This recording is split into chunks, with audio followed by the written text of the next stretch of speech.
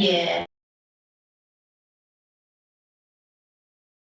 Good afternoon, all. We're just waiting for one more commissioner to join us virtually, and then we'll be able to begin.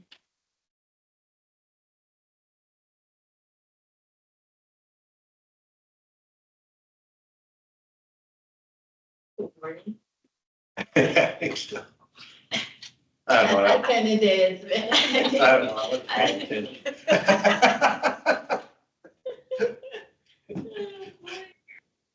All right, here comes co-chair Kerr. We'll do a quick technical check. Can our virtual world hear us? Yes, I can Yep, hear I you. can hear you. Whoop, whoop. Thank you. Awesome. All right, take it away. Well, welcome everybody to the April Parks and Recreation Commission meeting. First thing we need to do is take a roll call. So I, Stephen Parsons, am here, and do we have Commissioner Kerr? I'm here. You are there. Commissioner Frazier? Here. Commissioner McLeod? Here. And I don't see that we have either Commissioner Christensen or Stackhouse. Is that correct? That would be correct, and I think Commissioner Christensen will join as soon as she can. And I see that we do have Councilmember Garcia on board. I am here. How's it going, guys? I wish I could be there in person, but I'll see you next month. That sounds great. Thanks for attending today, though. We appreciate it. So then we'll move on to our land acknowledgement. So the Flagstaff Parks and Recreation Commission humbly acknowledges the ancestral homelands of this area's indigenous nations and original stewards. These lands still inhabited by native descendants of Border Mountain sacred to indigenous peoples. We honor them, their legacies, their traditions, and their continued contributions. We celebrate their past, present, and future generations who will forever know this place as home. Very good. We've got the approval of last month's meeting minutes. Hope everyone's had a chance to review those, and if you have anything you'd like to add to them or correct, speak now. Otherwise, we can move for a motion to approve. Wants to present a motion? Okay. I'll make a motion. All right. How about you be the second? Sure. All right. We've got a second from Commissioner Frazier. All in favor of approving last month's meeting minutes, say aye. Aye. Aye. Don't hear any opposition, so those are officially passed. Very good. Public comment. This portion of the meeting is for items that are not on the agenda. The commission cannot act on items presented during the public participation of the agenda. The commission is prohibited by the open meeting law from discussing or considering the item until the item is officially placed on an agenda. If we have any public comments, we need to have you limit those comments to 5 minutes. I don't see that we've got anybody on board, so that's going twice. Good. Very good. We're moving along. Discussion items, I guess, is the first one that you ladies are here for, which is the civic space at the Downtown Connection Center. Discussion. I've got the presentation and I can run with the presentation, but real fast did want to acknowledge that we have Heather online with Mountain Line and we have Ann here. And then we also have a representation from Norris Design here as well. Okay. So this is the presentation on the City of Flagstaff civic space that's associated with the Mountain Lions Downtown Connection Center. This first page gives a little bit of an area view. And so you can see the two distinct spaces. This is just directly south of the tracks, bordering Beaver Street or close to Beaver Street, and then Phoenix Avenue and BNSF rail line plus Milton, just for everyone's awareness. Any questions on where this is located before we jump in? Cool. Okay, so there's a phasing plan to the entire downtown connection center itself. Phase one is if you've driven along, been stuck on Milton, and have seen this, that is the existing building that is, I believe, substantially complete, if I'm not mistaken. Close to. We're gonna knock on plastic, wood, anything. So that is what is shown as phase one on the left side. It includes some of the site work. You can see there's a red line there drawing, differentiating between phase one, phase two.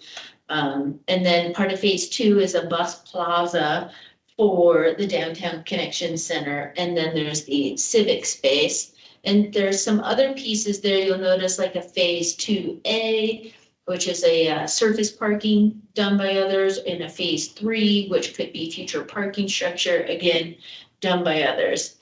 So just to continue on with what that aerial image there looks for us. We're going to focus today for the Parks and Rec Commission on the actual civic space and kind of a park space. And this, to me, I love this slide. It shows Heritage Square, which is along Aspen Avenue next to the Hopi Trust building that the city of Flagstaff has a maintenance agreement to maintain the square. Plus, we offer programming at the square, as does the Downtown Business Alliance through a permit through Haley's team. But it gives spatial awareness there with the dark gray of Heritage Square, and then what this civic space resembles too. So it's going to be pretty similar size, but I think a little bit more, in my opinion. There's plenty of opportunity, but there are also constraints that I think the commissioners should be aware of. When we're working with small spaces like this, it really brings on the creative efforts of Norris Design for sure. Then Mountain Lion and Norris, and I believe Ardura as well at that time, there has been some public outreach there. Thank you. There's Commissioner Christensen. There has been public outreach. And through that public outreach, a lot of the ideas, if you will, or feelings or vision toward this space were natural, fluid, and kinetic. And how could we incorporate all of those? And I think that this team's done a great job of including all that, especially when you're looking at a downtown connection center for public transportation, kind of a bus depot, and then a civic space. And how do you make all that work together and make it fluid? A lot of other themes or words that came out to the group were modern and uplifting, and what could be done celebratory. Not too far would be our Southside community and the Cleo Murdoch Center, and which used to be the Dunbar School. So like, what could we do to also enhance that and connect north of the tracks and south of the tracks and everything in between? So here is a bubble diagram, and I can, let me increase that a little bit, especially for our online viewership. So this is kind of our preliminary concept plan, if you will. So, and it shows some of what is going on underneath too. We do have the Rio de Flag that shows those easements and the future easements, and there is there's in orange there on the left is a connection for the foots. Currently, the foots just kind of ends in a way at City Hall. A lot of folks tend to go underneath the bridge there where Route 66 is, plus the train tracks, and then pop up. But this creates that actual connection point to get you to Phoenix Avenue. In this bubble diagram, we're showing a public restroom would be ideal. We've talked about the public restroom we have on the north side of the tracks at Heritage Square. So a public restroom would be great.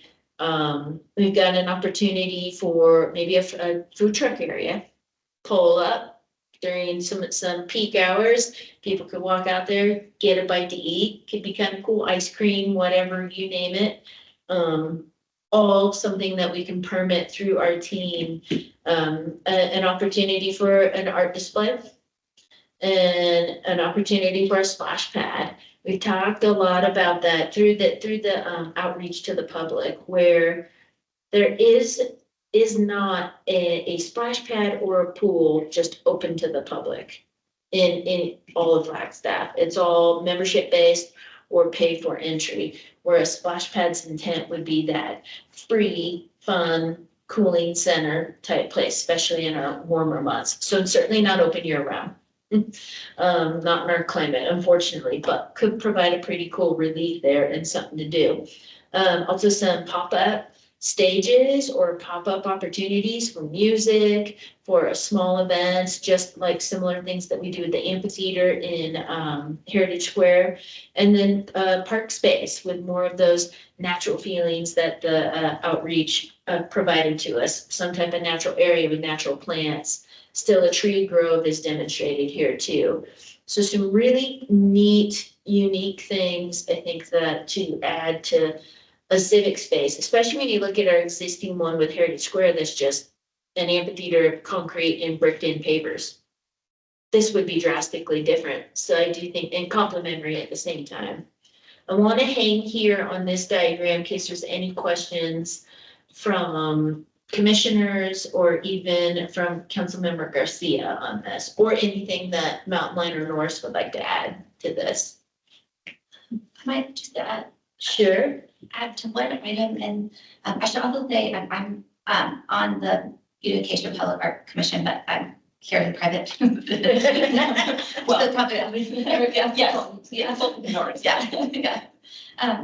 but just get the official piece out of the way. And then the art piece is currently has a temporary home at the new building. So that's the Southside Grove by Haddad Drugan. And so we've coordinated with them, and that will be its kind of permanent long-term home. So that one's already, and they've done a lot of outreach with the community. So that really tells a lot of the story of the Southside community incorporated into the art piece. But we would probably expand on that throughout the plot. And that was just put up, if I'm not mistaken, maybe last week. That's right. It was. So it's up if anyone wants to go see it too. That's what I was gonna ask. Is that a separate art piece in the civic space from what is on the building, or is? It's the permanent home of the big sculpture outside the building. Okay. Yeah. Okay. Well, it's quote temporary in phase one to be relocated for this In this phase, phase. which we haven't talked about timelines yet on the civic phase. And maybe I can segue a little bit with like a little bit more about the mountain line side of the project, which we are very Sure. excited to be gearing up on this partnership. And Heather Domelin, our CEO and general manager, is online, couldn't be here today, but want to say that, you know, we're very committed to developing the civic space with the city. Our part of the project is the FTA, Federal Transit Administration funded. So we have funds. We are aware that we can't build the civic space until after the Rio de Flag. So we are talking 2028-ish, 2029. We're all aware of funding challenges as money loses value over time. So, you know, we want to really work well with the city to develop as much of the design and be ready in those years ahead so we can construct. And, you know, really from our perspective, the connection to transit and that dynamic aspect, and the reason that the Federal Transit Administration supports projects like this is that access to transit. It's making it attractive and viable to get to transit, to either coming from, you know, the hub somewhere or on your bike to grab the bus. And in the future, you're probably aware the city is endeavoring to build an underpass, a foot's underpass from essentially the city hall area. So it'd be fantastic connectivity through our downtown area. So I just wanted to kind of point out a few of those pieces. Yeah, didn't they just approve the funding for that, not only that crossing, but the one under Milton, or under Milton as well? For foots, Yeah. that pedestrian crossing, yeah, is a part of that, the Beulah University realignment. Yes, yeah. I don't. No, not that one. Over at, I think it's Clay Avenue. I think you might be thinking of the downtown mile. All those different Yeah. projects. Yeah, Exactly. yeah. Yeah, some of that is also slightly impacts this, but again, I think the biggest trigger is the Rio de Flag for this space to come live. And I wanted to see if Heather is online. Heather, did you want to add anything? Sorry, I don't have anything to add. I just wanted to be here in case there were questions. We appreciate being able to be here. We're excited about this project and looking forward to delivering. Yeah, let me hit up a few more of these slides and then we can also talk about, these give a little more finer details to all of the, aspects. You know, we looked really hard about trees and planters. Downtown, there's approximately 277 trees with tree wells that, so, you know, an urban tree environment can become real difficult to find the proper species, type, drought tolerant, you name it. Plus, urban trees have a different lifespan than forested trees. So we really thought a good way to show how we're becoming maybe more progressive in this area, or that modern theme were trees and planters. And what could we do different here instead of just urban trees in a tree well in the ground? So I think that's something that's new and different to the community with this proposal. Then we have that Foots connection, and hopefully with that, with the underpass going from City Hall underneath Route 66 in Milton, this makes that connection to Southside, which would be huge. And a project example there from another community where we've got a cool opportunity to engage all multimodal. When you're talking public transportation, a downtown connection center, an urban trail, that's for all modes of transportation. And we're trying to get people from one area to another. When you look at a highway with Route 66 and then train tracks, and if we can accomplish all that, that's pretty neat to get from two separate spaces in our downtown area. The public art aspect, there's the Southside Grove, that again was installed last week in phase 1 at the Downtown Connection Center itself. And then when ready, will be relocated to this space. Really cool, really neat public art. A splash pad. You know, it's also an inclusive recreational play. That could be huge. We don't have that in this community at all. So we'd be very excited to bring our very first splash pad to the community just in general, plus into a civic space versus a different destination type space. Public restroom, always needed. We need those for our unsheltered friends, for our sheltered friends, for our visitorship, everything. So that's going to would be an incredible amenity to add here. This was neat. It was hard to describe on that bubble diagram, but we've got with some of that theming coming out from the outreach about how do we celebrate this space. We have an idea of, that's an example in another community, but you know, you got a perfect view of the peaks right here at this location. So some type of celebratory view spot to take photos with groups of people.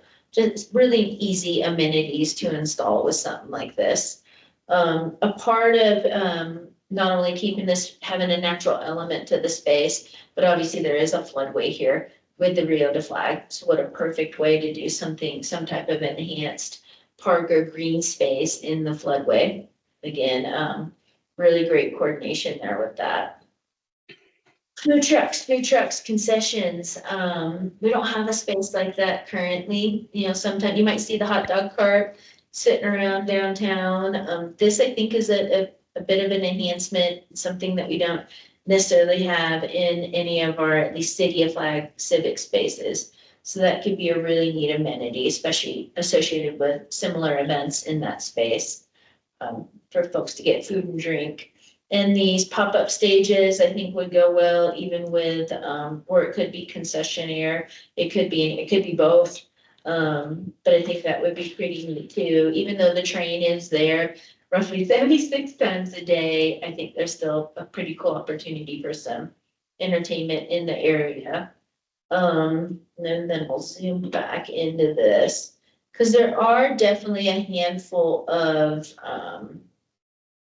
coordination components to this. So we wanted to make sure that the Parks and Rec Commission understood that without a doubt. You know, and a goal of Mountain Line and the City of Flag Pros is we'd love to take this bubble diagram. We're coming to Parks and Rec Commission. We're going to BPAC Commission. We're going to the Downtown Business Alliance. to present, and then we're taking it also to city council. Because what we'd like to do collaboratively or get like some discussion and positive movement toward is, it'd be great if Mountain Lion could take this bubble concept design to at least 30% construction drawings, right? If not a little bit more. Aiming for 60. Yeah, 60, let's go 60. Something as, you know, and as Ann articulated, we've got a handful of years before hopefully Rio de Flag improvements come through. So it'd be nice just to get this ready, this phase ready in line. So I think a great time to field any questions about timing, what the goals are for the space. The commitment from Pros is when this is developed, Pros maintains this space, just like we do Heritage Square, and programs the space, just like we currently do also with Heritage Square. So what phase are you calling this at this point? Is it phase 3 or just future or? I see there's a hand, but from Mountain Lion's perspective, we call this part of our phase 2. And our phase 2 has 2 sub phases. 2A is our interim operations hub phase. When the Rio is doing construction, our current ops hub is literally in the way. So we need to move over to the west and be in a little space for probably a couple of years. We got all that planned, and so we're gonna have to construct that, be there for a few years. And then once the Rio is done, then we could do phase 2B, which would be the operations hub and the civic space. Ideally, we do them at the same time from a mobilization and efficiencies. But you know, one of the things that people don't realize in my understanding, this is still the case, with the Rio de Flag project, even once they're complete with the project, the FEMA maps need to still be modified, and that is a long process. In my understanding, that's under the city scope to eventually do. And so that's why we really still have floodplain and floodway in the civic space. And you can really do almost nothing other than make it pretty naturalized area on the floodway. You can't put anything over anything to block it. So yeah, I think so if that helps with a little bit of how we're calling the phases. Okay. I'll go on. This council member Garcia. Yeah, I just had a quick question on the previous slide. You probably spoke to it and I probably just wasn't listening at that moment. But the portion labeled Mountain View, what is that? Mountain View, with the picture, Yeah. let me get to that page. Sorry for the scroll. Guess it was on 13. There we go. Let me scroll down to it. So Mountain View, we're calling it, it's kind of let me zoom out a touch. It's a photography viewpoint. Councilmember Garcia, can you see this image with the yellow frame? That's an example in an. Oh, okay. Yeah, I do see that. So it's kind of that view shed to our sacred peaks. And so we were thinking like a photography viewpoint or some type of celebratory location. We all know how people have taken photos, right? Yeah, yeah. I don't really have any more questions besides that one. I just wanted to let those in the room know that I think this was, man, probably 3, maybe 4 years ago when we very, very first started the inception of the ideas of this process. As far as the Beautification and Public Arts Commission that I sat on at the time was concerned, and all of the ideas that are here tonight track really, really well with everything that has been discussed in the past. There's been very many iterations and other ideas that have come and gone, but what I'm seeing tonight tracks well with the spirit of what we were looking for as a commission back in those days. And I'm not speaking for the commission now, but also what I see in the commission now, as far as activating a space that we can have a draw. So when you look at this, when you talk about the splash pad, I mean, for the most part, if that comes to fruition, then for the most part, residents are going to have to take the bus to get there, which gets more people on buses and lets people understand that it's another viable way to move around. It's hard to remember them when you're a car driver, I'm learning that myself because I'm trying to make the transition to get back in the bus now too. But I do appreciate those type of destination features. So that way, not only are the people that are already riding the bus having to, get to use those features, but in order to use those features, some of the community will have to actually ride the bus to make it more convenient for them. So that's all I got. Thank you. Thank you. You're correct, Commissioner or Councilmember Garcia. There is, you see, and I went to slide 6 of this PDF, which will be available with the minutes of this commission meeting and in future BPAC. Plus, we'll be presented to City Council on, I believe it's June 17th. But there is an opportunity for future parking on site just to the north of this Bay Civic Space. But I agree with you, it'd be best if people got there on bicycle, foot, or through public transportation. I like the mix of things you're presenting in there. My only one observation is you made the point earlier about the food trucks. I think there is a real need for food trucks. I think with a space like that, you could accommodate, like we had up in Portland, like a whole area of food trucks where people always congregate, especially for lunch, all the city employees, all the employees around there would always come. So, I mean, putting my land planner hat on, I would recommend that we provide even an area, like a bigger area, maybe not actually inside the open space itself, but maybe part of that north parking lot or the parking lot to the east there, something like that, where you could do like a whole row of them instead of taking up that and you could maintain that space for more seating area or tables where people could then go and sit and enjoy their food. So just my 2 cents. Yeah, I would love to see more of that too. If I'm not mistaken, I think some of the parking that exists today is required to come back. And David McIntyre with community investment can speak better to that, but I believe that he's got some requirements to bring some of this parking back, because it's hard to see, but you can kind of see it overlays. There's the entire Phoenix Avenue parking lot and the Beaver Street parking lot, surface parking that's there today. Yeah. And that is under the park flag realm. Commissioner Perry, you got your hand up? Yeah, with the splash pad, it says inclusive year round. So does it become like a snow pad?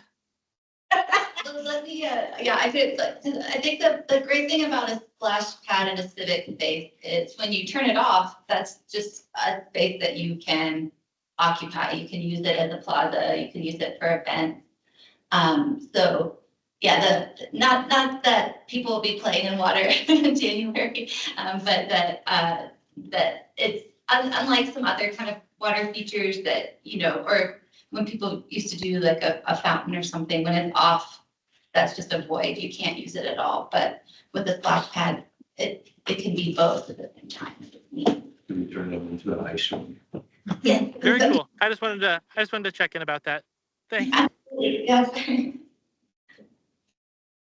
Are there gonna be any improvements along Phoenix Avenue as part of this process? For roadway improvement. Yeah, just, I always notice coming in and out of there, it's really tight. You got people parked on both sides of the street.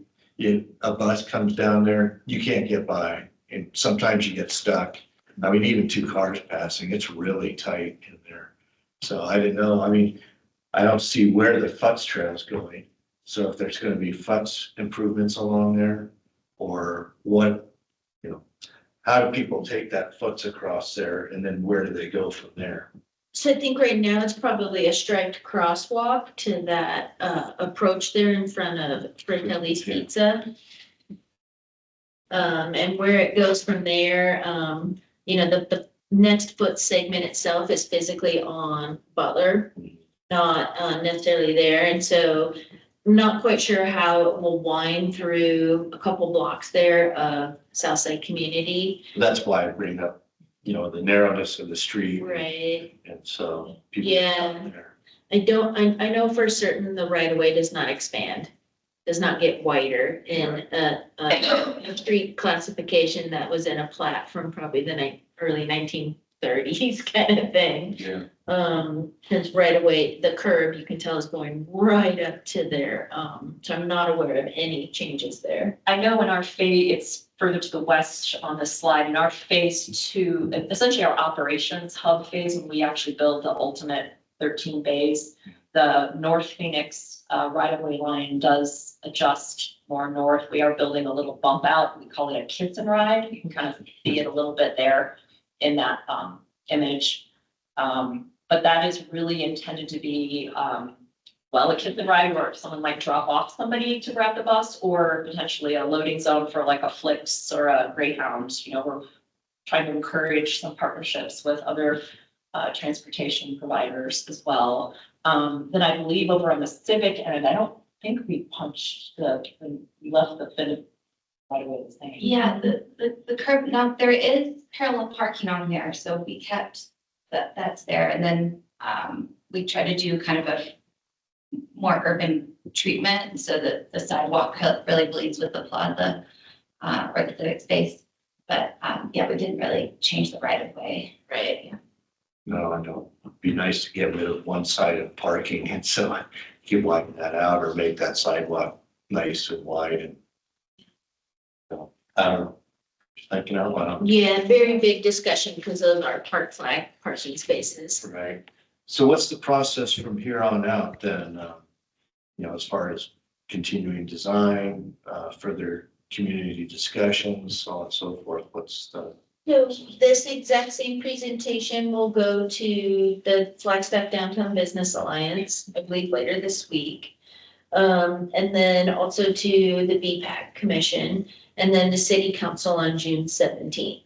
And what David McIntyre and I, and along with Mount Line, are hoping to accomplish is at that June 17th City Council date, receive any final feedback, similar to the process that we did for the Thorpe Park Annex piece, where we've got a concept bubble design and we really need some forward movement and approvals to say, this conceptually is awesome. We're doing so many great things. Please continue on so we can get to those 60% construction drawings. Otherwise, we're stuck in a bit of a phase. I think city staff and Mountain Line feel wholeheartedly that we did all the public outreach a few years ago. There was an extensive public outreach to get to this point. Now we're just doing those final steps.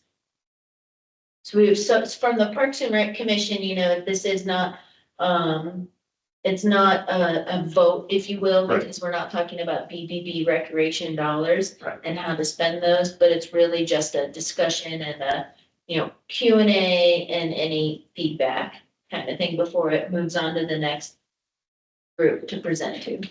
I'd like to incorporate some of those articles, like, what's his name was here, Those graffiti art walls, and, yeah, yeah, that could be another great idea for sure.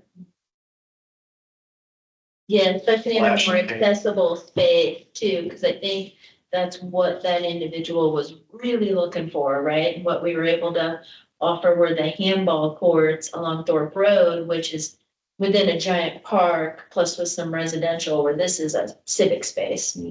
Yeah, great suggestion.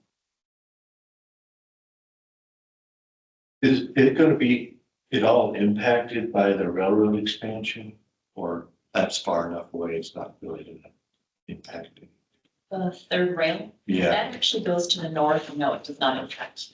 I didn't know if This from their construction activities would hinder anything in regards to this project. That's, I mean, I haven't heard anything to that effect. I think everything's really dependent on the Rio de Flag project. Yes. Yeah, that is the largest trigger for any of this. Yeah. Cool. Any other I like it. questions? Any other commissioners have anything to comment on or approve of, talk about? This is still Christensen. I think it looks great and I can't wait to hear back and see if it goes to the next round of approvals. Great, thank you. All right. Thank you, Mountain Lion too. Thank you, thank you. We'll be working with that same artist on another project, as you know. Yes. Okay. Cool. Thank you. Thank you.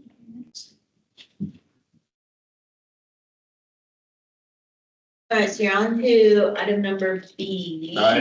We are, No, go ahead. which is upcoming special event season. Like, I do not have a presentation, so you just get to listen to me talk for about 5 minutes. Okay, we'll keep this up. Terrific. Yeah. For those online, I'm Haley Reynolds. I'm the events and marketing manager. I think I've met pretty much everyone online at this point. Just giving a brief update on what the commission can expect from the events, marketing, and athletics team for the summer. We will again this summer kick off our summer concert in the park series that will run for 9 Wednesdays, every Wednesday, June and July. We had roughly 37 to 40 submissions. And are meeting again tomorrow to finalize those bands and then start to check availability for our first 9. And hopefully those first 9 are actually available. Are you gonna stick to the same parks as last year, or do you try to mix those up? We try to mix them up. We are partnering with Coconino County Parks and Rec to do 2 concerts again this year. We'll do one at Raymond County Park and then one at Peekskill Park. We saw great success with both of those. Peaks brought out about 500 attendees, and then I was not at the Raymond County Park, but I want to say we had about 250, but those are 250 to 500 people who are not coming into town for concerts in the park. So it's additional community members and a wonderful partnership between us and the Friends of Coconino County and Coconino County Parks and Rec. We are partnering with Cleo Murdoch Park and Southside Community Center. That's the name, to do a concert in the park there as part of their Juneteenth celebration. We're working with them specifically on some band options to make sure that the music genre and artist hit what they would like to see in that park. And then we're toying around with a couple additional, possibly doing smoke rise this year in lieu of Bushmaster, depending on the construction project in that phase. So that will kick off in June, and then 4th of July, we are now slotted, funded, contracted for a drone show, which is a project we've been working on for a good 8 months. We identified Open Sky Productions as our drone vendor. Council approved that roughly 2 weeks ago, maybe 3 weeks ago. And that drone show will include 300 drones launched from Coconino High School off the back ball fields and then fly over McMillan Mesa. It is completely visible for the Sunnyside neighborhood. It will be visible for Jay Lively. You'll be able to see it from here. We're working with our Discover Flagstaff team, Economic Vitality team on the advertising component of that. Visibility, where your good, better, best viewing is going to be.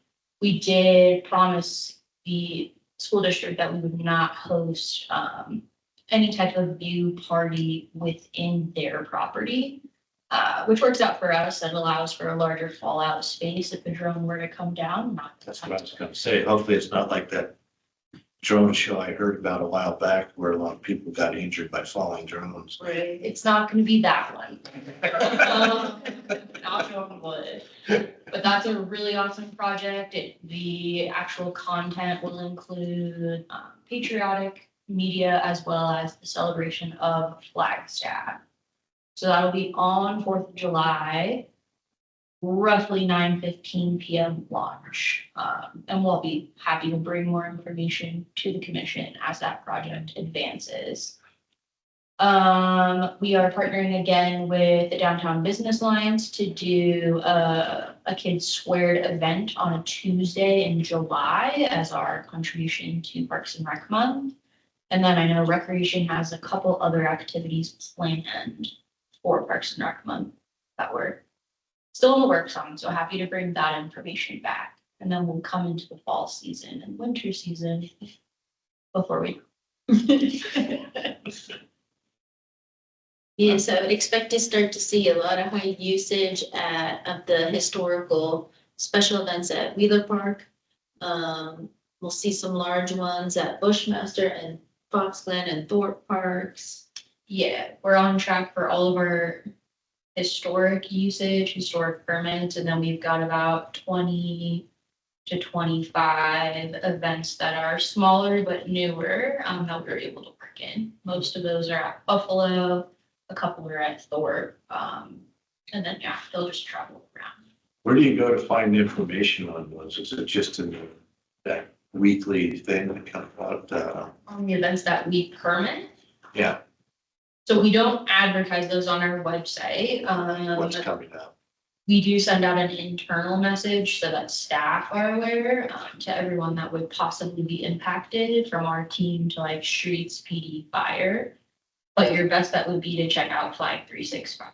Yeah. It's the event's responsibility to. That's what I was trying to ask. Yeah. I just can't remember it. No, Yeah. Flag 365 is a good option. We are one of the new additions for events that include a road closure, is adding that information into AB 511, which does allow us to put their event website as part of that body message if their website is obviously up to date. We'll be doing that for community market, Oktoberfest, Hullabaloo, Art in the Park, First Friday, May Art Walks, closing Aspen, that kind of thing. But like 365 would be the best. Yes. Yeah.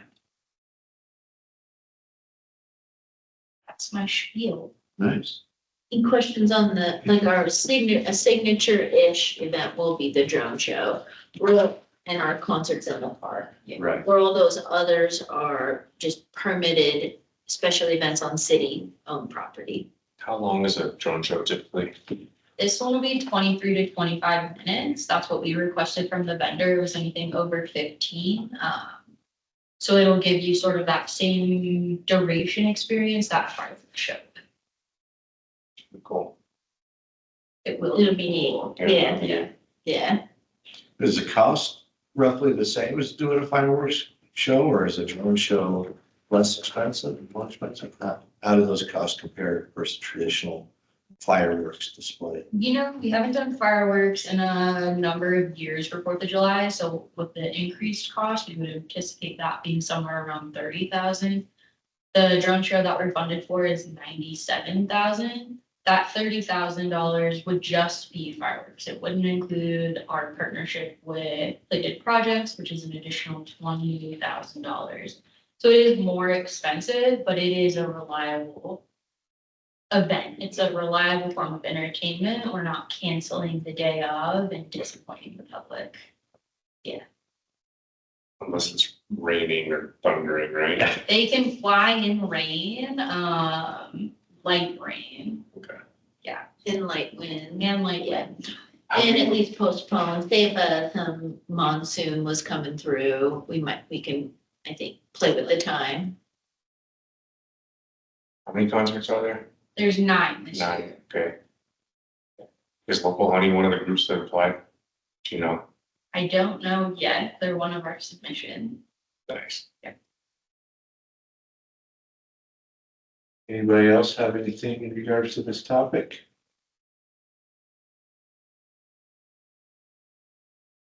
No questions Aye. online? Cool. I don't see anything. Thank you. Thank you, Haley. With that. Move on to our last agenda item, which is sport courts at Bushmaster Park update. Sure, so I'll take that one. No presentation on that. So last time we probably talked about this with the commission. I might just for in general back up a little bit in history. We've designed 2 sets of separate designs, 2 sets of construction drawings.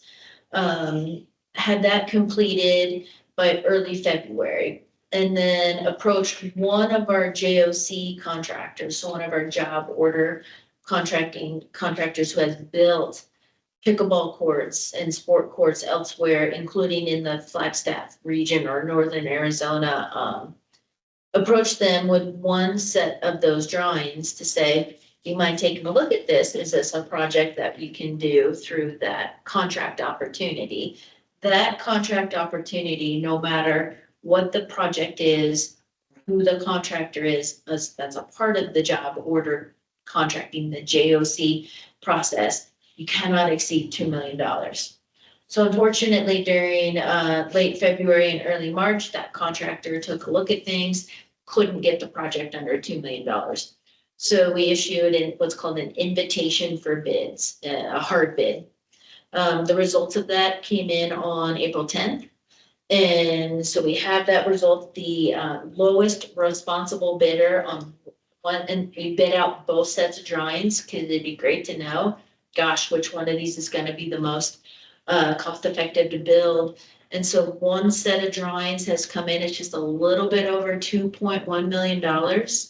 So I'll be taking the approval for the construction contract to City Council on May 6th. I would still anticipate there being a lot of folks in favor of sport courts, specifically pickleball courts, and then those opposed specifically to that type of sport court. And just as a reminder, the project includes 2 tennis courts, 2 basketball courts, and 8 pickleball courts. So it hits all sports that have a sport court. Remind us what the budget was for that? So, gosh, going back, this has been going on for 2+ years too. Going back to 2 years ago, when the project was more considered a design build, the budget then was a little over $920,000.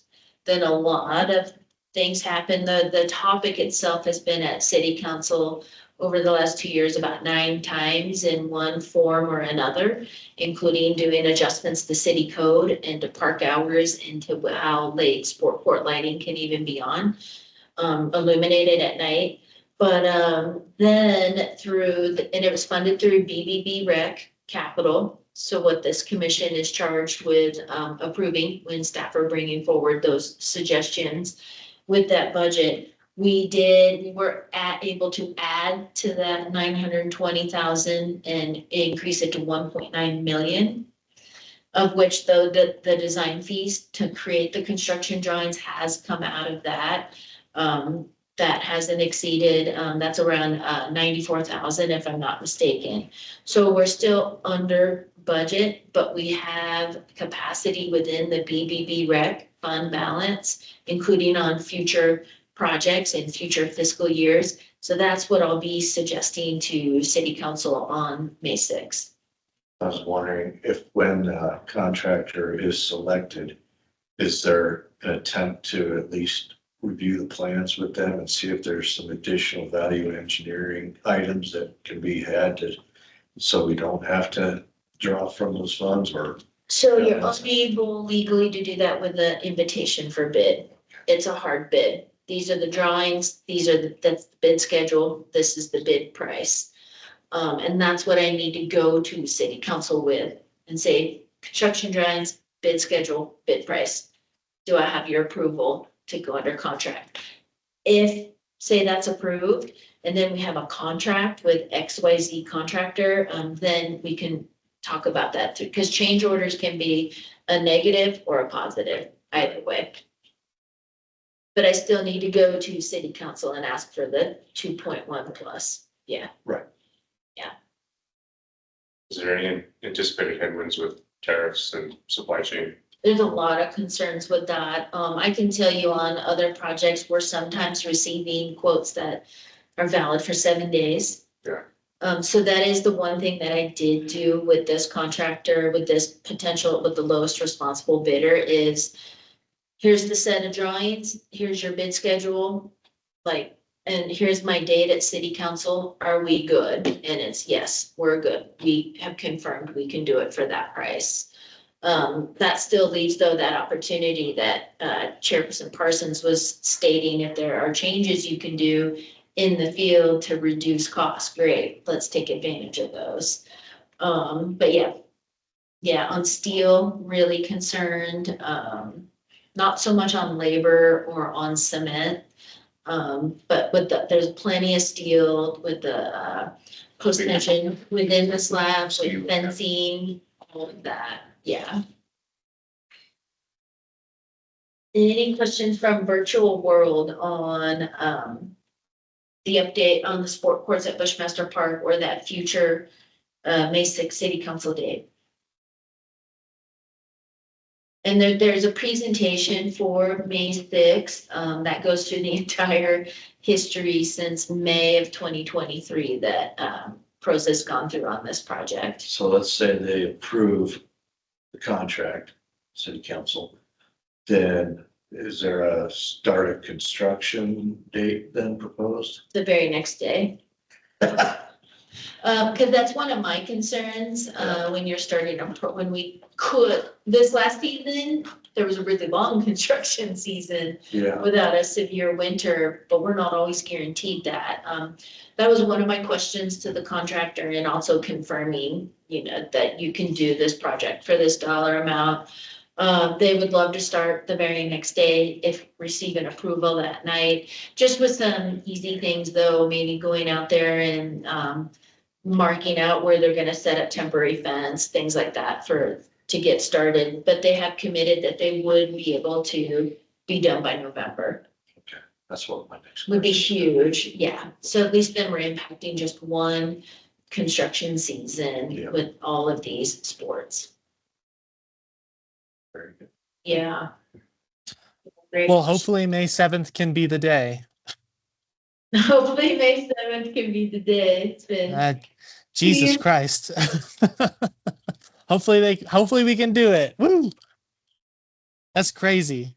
We'll see what happens. Yeah, and for a reminder, and especially for some of the newer commissioners, so again, the agenda item on May 6th is seeking the approval for the contract for construction.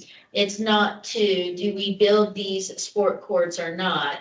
That's been played out over 2 years worth of Parks and Rec Commission meetings and city council meetings. Doesn't mean that discussion, it may not go there that afternoon or evening on May 6th, but, again, what city staff are there to present, I'll present the entire history on what's occurred, including all the bid types that we've done, how we tried to create additional set of efficient construction drawings, and this is where we are.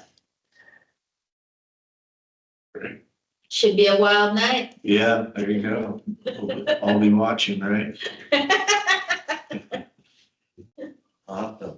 Well, no one has any more comments in regards to the Bushmaster Park courts. And we can move on to Councilmember Garcia, see if he has any updates as to the city council for us.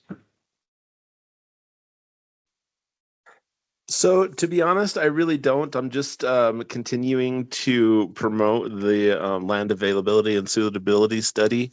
And I'm not exactly sure if that is still online for comment, but I know that we are still in the comment phase and we're trying to build that. So if anybody hasn't heard me talk about that yet, please hear me now, because now is the time for us to jump into action.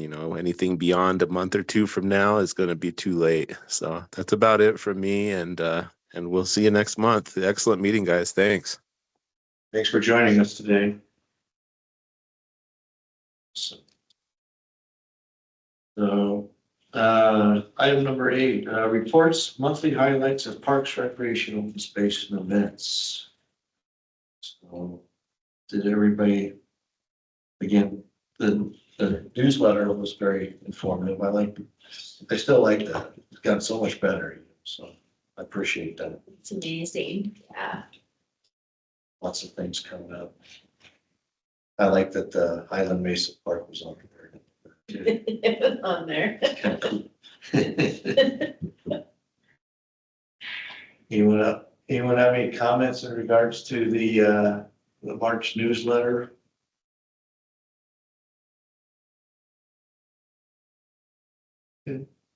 Still a lot of trail use. That's good to see. Still a trail use, Even with as much snow we had in March. yeah. That was good.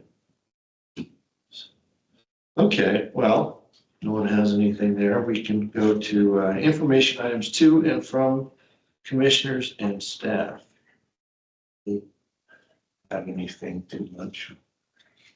Yeah, no, it's kind of a combination, I suppose, of the next agenda items, but our May Parks and Rec Commission meeting we were seeing would be in the field. So that will be at Thorpe Park, and I'll get exact location for everyone to arrive and where we'll start. And so I would, for those that will be there, we'll still need quorum, even if it's out in the field. It will not be recorded like this, nor will we necessarily have, I can have a printed agenda, but of what we'll talk about. But the highlights that we wanted to hit were the future Indigenous Community Cultural Center, see the Francis Short Duck Pond, that handball wall, that the graffiti art is proposed upon, and anything else in that area, just so that the commission can become Be worthwhile more to familiar. walk it as you were talking about, maybe moving the dog park and take a look at that space and then what happens to the dog park space. I know you mentioned With the whole concept, pickleball, yeah, kind of review what that the, concept. what the opportunities are and so Sure. on and so forth. Might be Sure, yeah, fun to- 22, sure, absolutely. Yeah, I can make sure that I have, that it'll just be a, 8.5 by 11, but I can make sure that everyone has that, because It'd just be fun to once you're stand. there, you yeah. can kind of familiarize yourself with the space. Yeah. Yeah. Yeah, so just a reminder on that. So I would definitely be prepared for whatever weather that's going on that day, in May, and wear shoes that are easy to walk in. And because that one will be in the field, probably about 2 weeks out, I might start emailing the commission, to try to obtain an idea of attendance. Because I think there may already be a commissioner or two that cannot attend, if I'm not mistaken, for that field meeting. Let's hope everyone can attend. That'd be nice. So that's the main item for the May, agenda. Do we wanna, since that one will be in the field again and not recorded in our minds, but not recorded this way, do we wanna go ahead and discuss what would be, or ideas or items that, commissioners would wanna see on a June agenda? Back here, inside the Alphaplex or virtual? By June, we would have Might a have decision on, somewhat of a construction update on the postmaster. If that approved. gets going. yes, yep. Any recreation items that are occurring. We could probably discuss Parks and Recreation Month, the month of July, and, because a lot of that onus lands on our recreation team. So I think that would be a good thing to describe what all the events and things that will occur at our rec centers or in our park grounds. Events and athletics will be knee deep in everything that Yeah. occurs every day.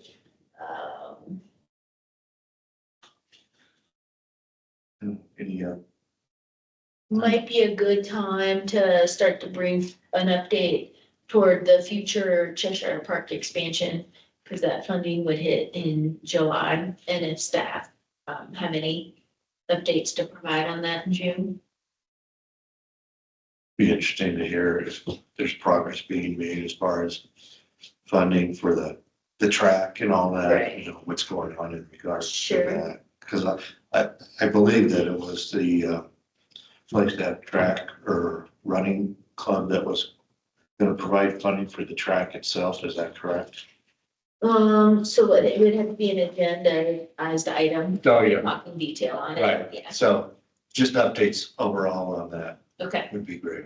in June, Yeah. okay. Anything from commissioners on the virtual world?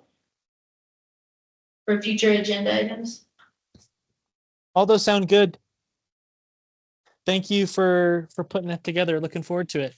And I'm excited for May too. It will be a fun day. Yeah, I'm excited for May too. Hopefully everybody can make it. What's the minimum we need? Four. 4. 4. We can do it. Yeah, I have confidence. Well, hopefully we'll have a new commissioner by then too, so we'll see. All right. All right, well, if no one else has anything else, we can wrap this meeting up. So, if no one has anything further, we'll call it adjournment. Thank you, everybody. Thank you, everyone. Thanks, y'all. See you in May. Thanks, everyone. Bye.